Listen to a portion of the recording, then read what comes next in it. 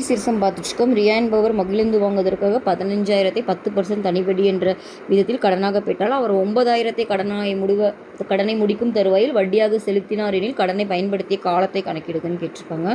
B கொடுத்துட்டாங்க, R கொடுத்துட்டாங்க.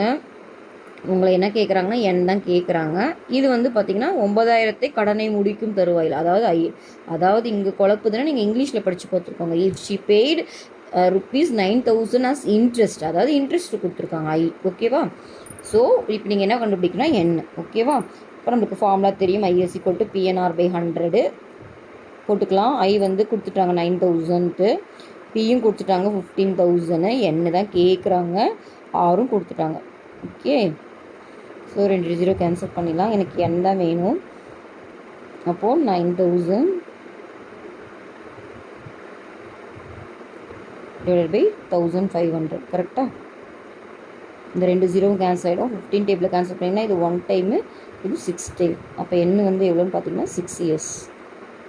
இந்த ஆன்சர் எங்கே இருக்குது? ஆன்சர் சி தான் இது கரெக்ட் ஆன்சர். ஓகேவா?